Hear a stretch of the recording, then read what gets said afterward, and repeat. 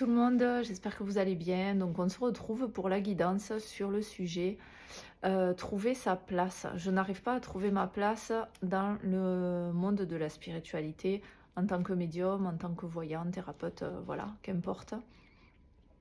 Donc c'est un sujet qui me tenait à cœur parce que c'est vrai que moi-même je suis passée par là. Il y a aussi ce qu'on appelle le syndrome de l'imposteur, un peu, voilà. Pareil pour les thérapeutes, hein, quand on fait un soin à une personne, on a des ressentis, on a, voilà, et on peut à un moment donné être amené à se poser la question de savoir si ce qu'on fait est juste ou pas en fait. Donc je voulais aborder ce sujet-là parce que c'est vrai que moi j'ai créé mon activité en 2018, donc ça fait 6 ans. Euh, bah, j'ai toujours été médium, voilà, depuis aussi longtemps que je me rappelle, depuis que je suis petite, je suis née comme ça. Mais il y a toujours eu ce doute, une question de légitimité qui est là. Et je pense que on est beaucoup à passer par là en fait, à se dire est-ce que réellement je suis à ma place? Est-ce que réellement ce que je fais ça compte? Euh, donc voilà, donc je voulais un peu aborder ce sujet-là parce que ben, voilà, comme j'ai dit, c'est quelque chose qui me tient à cœur. Euh, Parce que c'est quelque chose qui peut être aussi souffrant quand on se pose beaucoup de questions par rapport à ce qu'on fait. Il y a aussi des situations, des personnes qui peuvent enfin, nous amener à douter de ce qu'on fait, à douter du fait d'être à notre place en fait, qui nous amène à nous remettre en question alors que oui, on est à notre place. Enfin, en général, quand on fait ça, on n'y vient pas par hasard. Alors bien sûr, il y a des charlatans, hein, comme partout, comme dans tous les métiers, j'ai envie de dire. Et c'est voilà, c'est quelque chose qu'on travaille. On a beau naître comme ça.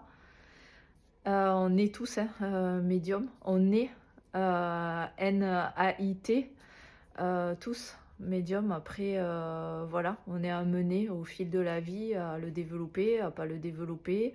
Parfois, ben, on peut. Voilà, il y a beaucoup de gens qui ont de l'intuition, énormément d'intuition, énormément voilà, de signes, de choses comme ça, mais qui n'en font rien, entre guillemets, qui s'en servent voilà, pour les aider au quotidien quand on a des intuitions, je sais pas, pour acheter une maison, ah non, cette maison, je la sens pas, ou ce promoteur, je le sens pas, ça va mal se passer. Et finalement, on se rend compte après coup que effectivement c'était un charlatan, justement. Donc voilà, on est tous médiums. Donc voilà, après, chacun prend des chemins différents. Mais en revenir au fait de trouver sa place, voilà, on se pose des questions. Est-ce que je suis à ma place? Est-ce que réellement ce que j'apporte aux gens, c'est c'est euh, c'est important? Est-ce que réellement je les aide? Est-ce que moi-même je suis pas charlatan et je m'en rends pas compte? Je sais pas, voilà. Donc je voulais vous transmettre tout ça, vous parler de ça. Bon, il y a le sujet général de trouver sa place dans ce monde-là, mais après il y a plein de petites choses qui viennent se rattacher à ça et que je voulais aborder. Alors j'espère que je vais arriver à le faire de façon claire et bien organisée et que je vais pas m'étaler, enfin me perdre un peu dans ce que je veux vous dire. Donc, j'ai reçu du coup une guidance que j'ai notée avant de faire la vidéo. Je vais vous la lire. Déjà, ce que je tiens à dire, c'est que il faut pas douter de soi. Du moment on fait les choses dans le cœur, avec intégrité, avec humilité, qu'on sait se remettre en question, qu'on entend ce qu'on quelqu'un d'extérieur peut nous dire et qu'on arrive à rester aussi à notre place. Je pense que c'est quelque chose, enfin, c'est des paramètres qui sont importants. pour en tout cas pratiquer dans ce milieu. Voilà, c'est tout le monde ne l'est pas et tout le monde ne sait pas rester à sa place en fait quand il faut rester à sa place. Et du coup ça peut faire des ravages derrière, hein, voilà, suivant qui on est en face, ça peut être très destructeur. Ça fait partie aussi de ce qu'on peut, définir de charlatan. Par exemple, une voyante. Alors ça, c'est quelque chose qu'a vécu un proche. Une voyante qui lui a dit que par exemple, son fils allait mourir d'un accident de moto. Donc bien avant que ce fils-là soit en âge de même passer le permis. Ben voilà, ce papa a entendu ça et a interdit à son fils de passer le permis moto, tout ça, alors que son fils était passionné de moto. Voilà. Donc bon, autant vous dire que ça n'est pas arrivé. Après, on ne sait pas voilà, hein, de quoi la vie est faite. Mais en tout cas, moi en tant que voyante, c'est le genre d'infos que je ne veux même pas recevoir en fait. Parce que voilà, après ça peut arriver qu'on ait des infos sur des gens de notre entourage, sur des ressentis de maladie, des ressentis de couple qui sera amené à se séparer. Mais c'est toujours pareil, on n'a pas le droit de transmettre des infos si la personne ne nous pose pas la question. Ça, c'est quelque chose que je pense qu'il est important de dire. Après, chacun voit midi à sa porte, comme on dit. Il y a des voyantes, des médiums qui sont en soirée, qui ont des ressentis sur les gens et qui vont les voir direct pour leur dire ah ben il s'est passé ça, t'es pas bien en ce moment. Non, moi je pratique pas ça et voilà. Mais après c'est ma façon de voir les choses, hein. Tout ce que je vais dire dans cette vidéo, de toute façon, c'est mon point de vue. Voilà, en sachant que je ne détiens pas la vérité absolue et que je transmets juste ce que je sais et ce que moi je pratique. Voilà. Donc pour la guidance que j'ai reçue, donc c'est la suivante. Le message pour tous les médiums thérapeutes, personnes qui doutent de ce qu'elles transmettent et apportent au monde. Le message est le suivant. Si tu doutes de toi, de qui tu es, de quelle est ta mission sur cette terre, c'est que tu es sur la bonne voie, persévère. Les voies intérieures sont souvent rattachées à l'ego. Il faut parfois savoir le mettre en évidence pour arriver à le pointer du doigt et à l'enfermer au bon moment, pour laisser la place à l'authenticité. L'ego t'apporte quoi? Du doute. Il te descend, te dit que tu es nul, que ce que tu fais n'est pas pertinent. Pourquoi fait-il cela? Pour te protéger. L'ego, il nous protège en fait, hein. C'est ce qui nous met... voilà, quand on tombe dans la rue et qu'on voit les gens se moquer de nous, c'est l'ego qui ressort. On est vexé, notre ego en prend un coup en fait. Et donc face à des situations comme ça, si on vit des choses comme ça, ben, l'ego va prendre le dessus et c'est lui qui va gérer nos émotions, qui va gérer même des actions qu'on va mener. Voilà, parce qu'on a été moqué, il a été blessé et du coup il ressort à un moment donné, quoi. Donc, pour te protéger du regard des autres, l'ego est rattaché à ta peur. Ta peur de te mettre en lumière et ta peur de briller. Pourquoi ne souhaites-tu pas avoir la chaleur du soleil sur ta peau? C'est souvent lié à des blessures de l'âme, à notre enfance, à des vies antérieures. Réfléchis à cela. On nous pousse à méditer sur la question. Pourquoi je ne veux pas briller, être mise en évidence? Méditer là-dessus, qu'est-ce qui nous fait peur en fait d'être mis au devant de la scène? Ensuite, je te dirais que si tu doutes, c'est que tu es humble. Quelqu'un qui ne ressent jamais une angoisse quelconque d'être mis justement au devant de la scène, cette angoisse de se dire: «Et si je n'y arrivais pas? Si je n'avais pas de ressenti? Et si je n'arrivais pas à soigner cette personne?» Quelqu'un qui ne se dit jamais, en voyant un médium super fort, hein, on a tous voilà, on se dit: «Waouh! Mais comment elle est trop forte, comment il est trop fort, il a des ressentis, il a des contacts, j'en sais rien, des contacts défunts hyper précis et tout, waouh, ça fait rêver, quoi. Hem, je veux apprendre de cette personne, parce que l'humilité, ça passe par là aussi. C'est de ne pas se fermer à apprendre de quelqu'un qui a moins d'expérience, par exemple, ou d'apprendre, de quelqu'un, tout court, quoi. De se former, comme je disais tout à l'heure, c'est pas parce qu'on est médium ou voyant, qu'on sait tout, en fait. Non, moi, enfin, je parle toujours pour moi, hein, je vais pas parler pour tout le monde, mais moi, en tout cas, j'ai besoin de voir comment les autres fonctionnent et ce qu'ils peuvent m'apporter. Encore, récemment, mi-février, je suis allée, chez Caroline et Julienne de Comme un Phénix, pour faire un stage, tout un week-end avec eux. Parce que j'ai besoin de ça, j'ai besoin de ce contact, j'ai besoin de voir comment les autres fonctionnent aussi, et j'apprends des choses, forcément. On a toujours à apprendre des autres, et c'est là aussi la relation humaine.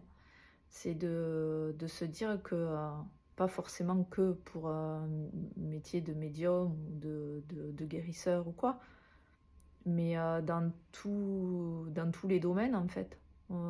La relation humaine, on a toujours à apprendre des autres, et ça, c'est hyper important, je trouve. Ou encore qui ne se remet jamais en question face à ses choix, ses décisions, ce qu'il voit, qui ne réfléchit pas. Je pense que le fait d'avoir une certaine humilité aussi, c'est savoir se remettre en question. Donc une personne humble, c'est une personne qui réfléchit, qui sait se remettre en question et qui sait aussi avouer quand elle s'est trompée. Parce que, comme je dis toujours, on n'a pas la science infuse. On peut être amené à se tromper. À se tromper quand on transmet une info, ça peut arriver de mal interpréter un message. Parce que quand on reçoit le message de là-haut, de la source, des guides, tout ça. Mais en fait, ça passe par notre filtre personnel, notre filtre humain, en fait. Donc quand on reçoit des images, on reçoit des ressentis, on reçoit des phrases à l'oreille, mais il faut savoir que ça n'arrive pas dans la langue française comme on parle nous. Ça passe souvent, d'ailleurs, quand on reçoit des guidances, un médium, pour le même message, on ne va pas employer les mêmes mots, tout ça, parce que moi, quand je reçois une guidance, je l'écris avec mes propres mots, avec mon propre vocabulaire, avec ma propre énergie, en fait. Donc le message, le sens du message reste le même, mais les mots employés, tout ça, ne seront pas les mêmes, en fait. Ça dépend de la personne qui le reçoit. Il faut aussi savoir dire, ok, là j'ai eu tort. Oui, j'ai pu me tromper, oui. C'est un peu, j'en profite, donc je fais une petite transition par rapport à ça. C'est à un moment donné, si on est dans l'extrême et qu'on doute de tout, c'est aussi, on va toujours aller chercher en fait les réponses chez les autres. Et c'est donner son pouvoir au thérapeute, donner son pouvoir au médium. Parce qu'en tant que médium, on consulte aussi des médiums. Parce que pour nous, on peut pas, on dit toujours c'est le cordonnier le plus mal chaussé. C'est pareil pour les médiums, en fait. Pour nous, on n'arrive pas souvent à recevoir les guidances. Donc on a besoin de consulter d'autres médiums et tout ça. Mais il ne faut pas être dans l'extrême de donner son pouvoir à l'autre. Donc douter, oui, mais pas non plus être dans l'extrême. Sinon, en fait, on remet notre pouvoir dans les mains d'une personne tierce. Et ça, c'est pas bon non plus. Et il y a des médiums qui en abusent. Voilà, qui abusent de ce pouvoir-là parce que du coup, on leur donne de l'importance. Alors, c'est pas forcément des charlatans, mais ce sont des personnes qui, du coup, sont un peu dans l'abus de pouvoir, quoi. Donc, trouve ton équilibre. Donc, j'ai eu une phrase, je ne sais pas trop pourquoi, elle est venue au milieu là. Apprends à chevaucher entre les lignes de ta vie. Donc, on vous dit maîtrise ton ego. Il est utile à dose distillée et au moment opportun. Mais il faut savoir l'identifier à un moment donné. Quand je suis dans l'ego, quand je ne suis plus alignée. Prendre sa place, c'est accepter de ne pas être parfait. C'est accepter ses faiblesses. C'est accepter que nous évoluons avec le temps. C'est aussi se laisser le temps d'apprendre par la pratique et surtout apprendre par les autres. Même si ces personnes ont moins d'expérience. Voilà. Là, c'est toujours... on met de côté l'ego, en fait. Vous ne savez pas tout ce qui fait cette personne et ce qu'elle a à vous apporter. Et c'est ça, être intègre, en fait. Voilà. Donc, avant de faire la guidance, j'avais tiré des cartes pour voir un peu ce qui ressortait. Et c'est marrant parce que dans l'ordre, j'ai eu le pardon. Se pardonner de ne pas être parfait, par exemple. La co-création. Donc, accepter qu'on peut travailler avec les autres. Et avec l'aide aussi. Recevoir de l'aide des autres. La confiance. Donc, apprendre aussi à se faire confiance. Ça, c'est important. Après, voilà, là, le message n'est pas... je vous aiderai pas à retrouver, à savoir comment avoir confiance en soi. Mais je sais que quand on est en consultation et qu'on est guidé, qu'on est bien aligné, qu'on est bien ancré, qu'on est bien connecté à la source, à la terre, tout ça, on ne se pose plus de questions en fait. On a confiance en ce qu'on transmet. L'ouverture. Donc l'ouverture, c'est l'ouverture d'esprit, l'ouverture aussi de notre cœur. Savoir s'accepter et s'ouvrir aux autres. Nous sommes des êtres émotionnels. Il ne faut pas avoir peur de se montrer tel que l'on est, d'ouvrir notre cœur en fait et de montrer notre intérieur, notre fort intérieur. Et la sagesse, donc savoir rester sage, savoir rester à notre place. Ça va aussi, c'est lié aussi, je pense, à l'humilité. Donc c'est à un moment donné, il ne faut pas qu'on dépasse les limites. Ça va par ce qu'on transmet à une personne qu'on a en consultation, mais ça va aussi à ce qu'on peut dire aux gens aussi qui nous entourent dans la vie de tous les jours. Donc voilà, savoir être sage, avoir une certaine sagesse. Ensuite, donc là, voilà, la guidance que j'ai reçue, elle est terminée. Si je peux, du coup, continuer par rapport à ma propre expérience face à tout ça, c'est que, voilà, donc moi, ça fait 6 ans que j'ai créé mon activité, donc j'ai commencé par les soins. Et petit à petit, par rapport à mes ressentis, j'ai appris un peu à me faire confiance et à comprendre que les visions que j'avais, les ressentis que j'avais, ils étaient justes en fait. C'était pas moi qui me faisais mes films. Donc ça fait partie aussi du fait de la remise en question et de trouver sa légitimité aussi dans cette activité. C'est important aussi, je pense qu'il y a beaucoup de personnes qui n'arrivent pas à se sentir légitimes. Et ça, c'est un gros travail, ça. Ça, c'est vraiment... voilà, mais je pense que c'est avec le temps qu'on acquiert la légitimité, en fait. Je ne sais pas si c'est français de dire cette phrase, mais en tout cas, voilà. Avec le temps, avec la pratique, de voir que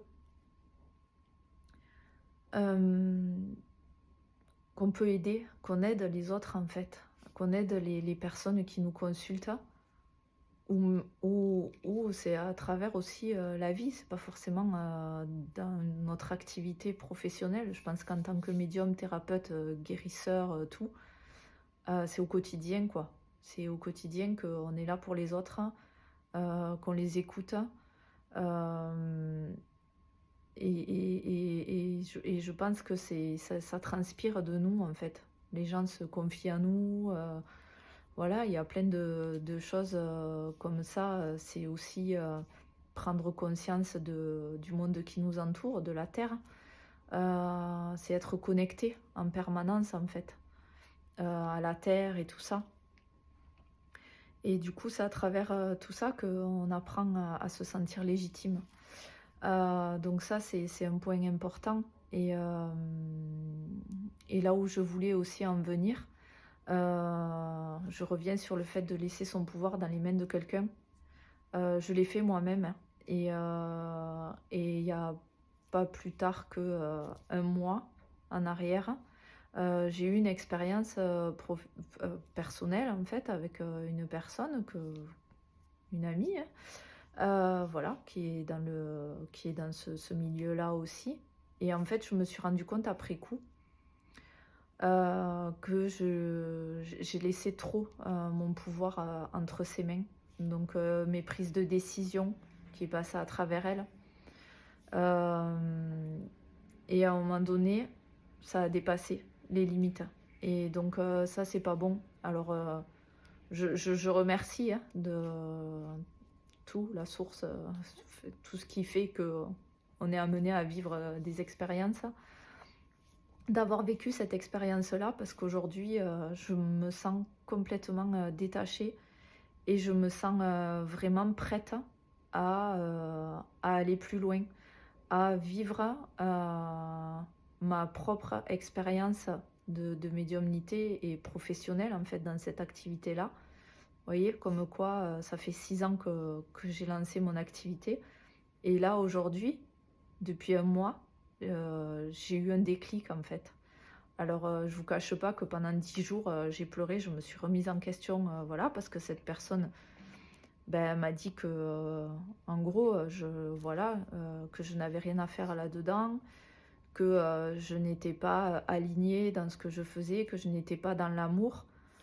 Alors, aujourd'hui, voilà, je suis face cam et si vous regardez cette vidéo, vous avez peut-être vu déjà des lives, que je propose de voyances gratuites, des guidances que j'ai pu, déjà, tourner et qui sont disponibles, sur ma chaîne YouTube. Mais en tout cas, je ne pense pas être quelqu'un qui n'est pas dans l'amour et qui n'est pas humble, parce que c'est ça aussi qu'elle m'a dit et quelqu'un qui n'est pas aligné.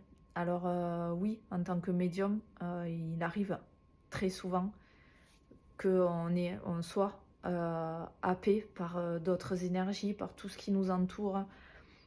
Voilà, si on vit, ben, en communauté, dans un appartement où, il y a du monde tout autour, on peut sentir les énergies et être, du coup, un peu déstabilisé par rapport à tout ça.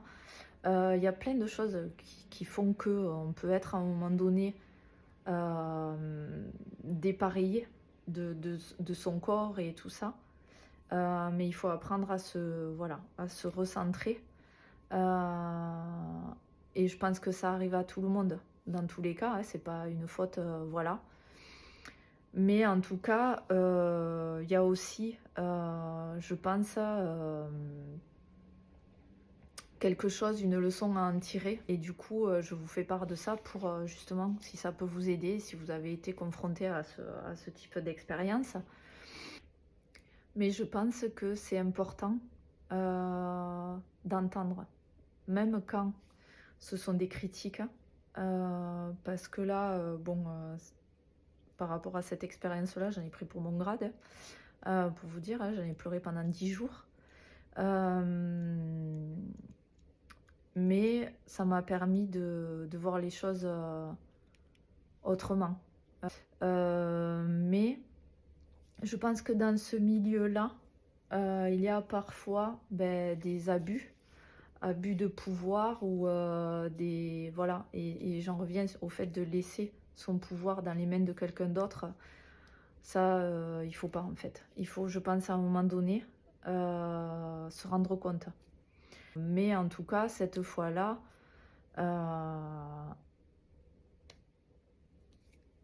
elle m'a transmis des choses qui, je pense, n'étaient pas justes.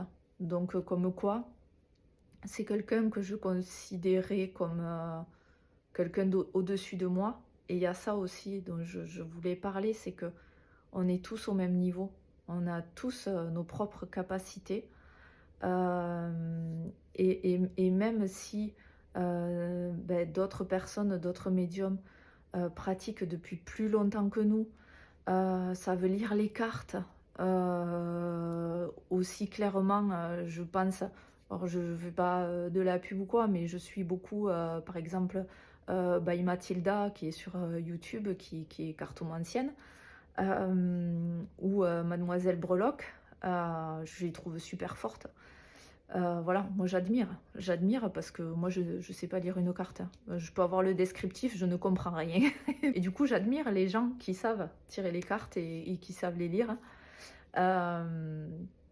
Mais voilà, encore une fois, on peut idéaliser des personnes et c'était le cas par rapport à cette personne-là qui m'a du coup dit plein de saletés. Mais il faut pas passer le cap de on peut admirer quelqu'un, mais il faut pas remettre son pouvoir à l'autre, quoi. Voilà, il faut vraiment arriver à se positionner, à se centrer et à trouver nos propres réponses intérieures. Et si je peux aider des personnes qui sont dans ce milieu et qui n'arrivent pas justement à trouver leur place, ben, franchement, c'est avec grand plaisir que je pourrais vous aider. On peut échanger, contactez-moi, il n'y a aucun problème, vraiment. Voilà, donc j'espère que cette vidéo est assez claire, que c'est pas trop brouillon, parce que j'ai tendance, même si je prends des notes, j'arrive pas à les suivre. Voilà, c'est le côté TDAH un peu qui ressort. Donc si vous avez des questions, n'hésitez pas, laissez-moi un commentaire. J'y répondrai avec grand plaisir. Si vous avez besoin de conseils, c'est pareil, vous pouvez m'écrire, m'envoyer un mail. Donc mon adresse mail c'est gaëlebouet-medium@gmail.com. Donc Gaël, G-A-E-2-L-E, Bouet, B-O-U-E-T, medium au singulier, @gmail.com. Vous pouvez m'envoyer un mail. J'échange avec vraiment les messages, je réponds avec grand plaisir. Faites part de votre propre expérience, racontez-moi un peu si vous avez été confronté un peu à tout ça, voilà, et dites-moi si cette petite guidance, donc le message que j'ai reçu et ce que je transmets moi personnellement par rapport à ma propre expérience vous aide. Voilà, donc laissez un petit pouce, un petit commentaire, voilà, ça me fera très plaisir. Je vous embrasse et je vous dis à très vite.